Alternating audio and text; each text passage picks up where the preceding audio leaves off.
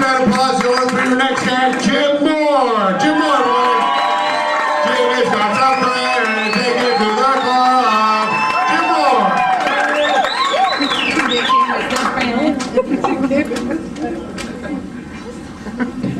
Hello. How are you? What'd you guys think of the rest of the amateurs up here tonight? Let's give them a round of applause. Yeah, they're fucking amateurs. They're not like me. I'm one of these guys, you know, goes to a party, fucking gets hammered, fucking going over his material. There's one stupid other fucking drunk guy laughing at me. I fucking think I'm a comedian. Now I'm up here with a microphone in my hand, fucking sweaty armpits, shit in my pants. My dick's the size of a grape. Fucking so nervous. Big grape, but it's still fucking grape. I don't have anything fucking funny to say. But if you look at the word amateur, you rearrange the letters, it actually spells a true am. And that's what I am. I'm a true am, because you know what? I don't even give a fuck if there's a guy still laughing at me in the party. I'll still roll through my material. But I care about you people, so I actually tried to prepare something tonight. I had this great routine all ready to roll about Oprah Winfrey, because I fucking hate Oprah Winfrey. I don't know if I'm just jealous of her, or maybe I'm mistakenly in love with her, but you know, I ran past my girlfriend Denise, or I should say my enabler. She ran over there. Let's give her a round of applause.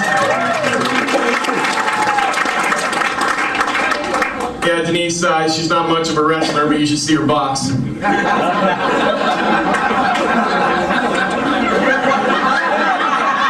for my boy Gary over there. He's never seen her box as far as I know. So she goes, hey, like that's good material, but really, why don't you stick with your strengths? Like, stick with what you know. She goes, like, you know, divorce and drinking. Like those are your strengths. I kind of looked at her, I'm like, oh yeah, thanks, honey. Fuck. Really means a lot. Glad you left sex out. Didn't really realize divorce was a strength until then. But you know, I have been divorced twice. No applause. It's fine. It's a gift. And I try, you try to learn things about yourself. You make mistakes. You try to pick yourself up. And been divorced twice. I'm trying to figure out, what could be the common denominator of my relationship failures? I mean, other than me being involved. But I looked at them and I go, you know what? Maybe it's not me. I figured out, fuck, I must be a really good cook. Because each time I got married, like, they gained 30 pounds. Like, in no time. And the funny thing was, when we broke up, they'd lose like 30, 40 pounds.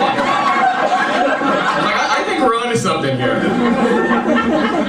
The other thing I realized is I fucking must be a sexual fucking dynamo. Because after 6 months, like, these girls didn't even want to have sex with me anymore. I must have fucked the fuck right out of it. You know what I learned from that? I learned from those two things, don't cook with starches. And don't show the girls your A game right at the beginning. Like, you gotta hold some back for month 8 or 9. You wanna fucking, try to roll into that first year.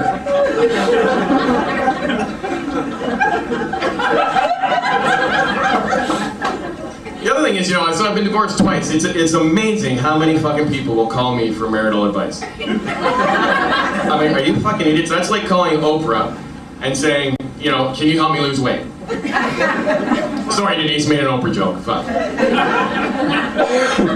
So, these guys are calling me, and I'm going, what the hell are you calling me for? Women are calling me, asking for marital advice. The only reason you're calling me is because you want me to say, listen, just leave the guy, leave the bitch. You want to get out, do it.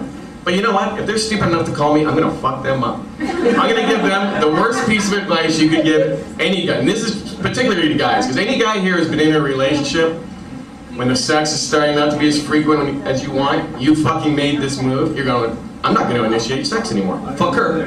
Yeah, that really shows them, eh, guys?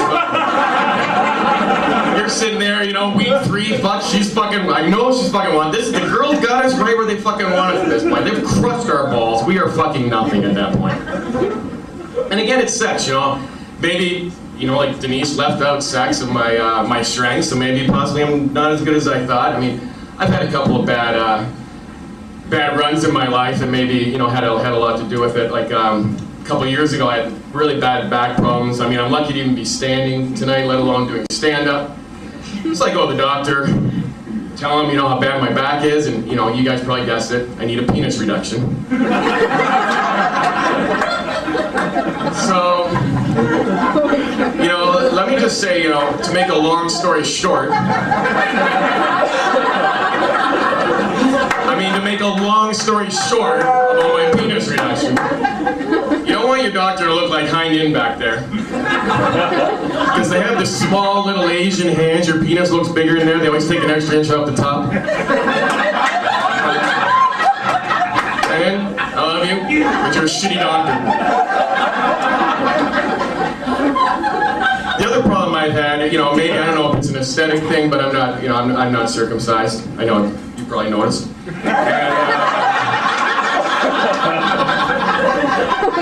So, I don't know, is that a thing that girls, don't like? There's a couple of guys I've been with that didn't like it, but, most of the girls seemed okay. And it's not like I really have the, full balaclava. It's more like a mock turtleneck, they wear. It's kind of like, I can almost describe it. It's like,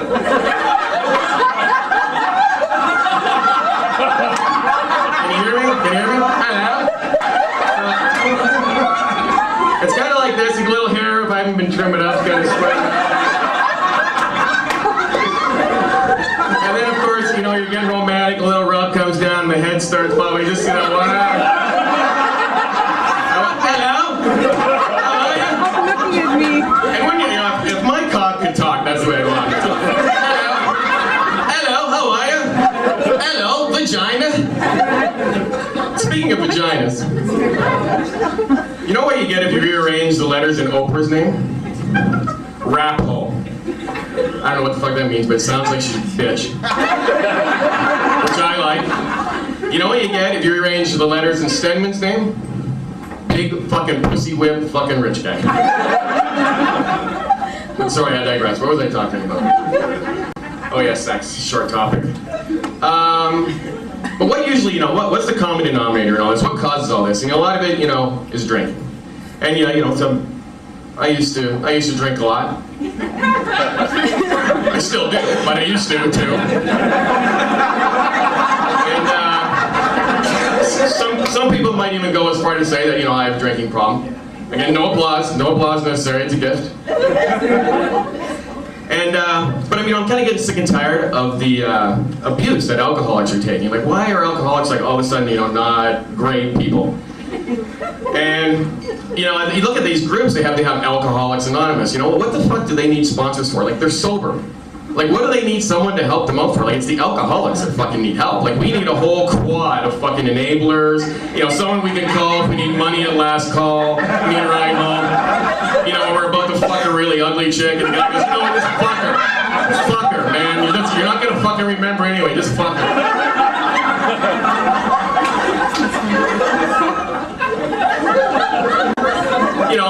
I guess we could have sponsors, but we want sponsors like Captain Morgan and Ron Bacardi. But, I know probably if we'd go to the sponsor meeting, I'd get drunk that day, I'd fucking be the last guy, and I'd get Beefeater. Sitting in the bar with my leather jacket, Beefeater on the fucking back. My name's Jim, so you go, hey, Beefeater Jim, fuck everybody. Why don't you do stand up at fucking Yuk Yuk's? They have Thursday night, last Thursday of every month. But now we've got a glimmer of hope, the problem drinkers and alcoholics of the world. We have one glimmer. We have someone who can bring alcoholics back into being on Vogue, and it's you got it. The man himself, Charlie Sheen. Let's hear it from him. This guy's ready for it too. He's the one. He's been at this his whole life. He's in shape. You see him fucking working out. He's making more money than ever. He's got an army of people loving him. This guy, he could bring alcoholics back into mainstream. He could make the 2 martini lunch part of Canada's food guide. He could bring smoking back indoors. Maybe even in movie theaters. Fuck, who knows? This guy's got potential. He could have... What the fuck else could he do, you ask? Okay, I'm gonna fucking tell you. He could have Caesars and fucking mojitos being sold at Starbucks every morning. he could make it okay to walk into a liquor store and say, "Can you recommend a good driving wine?"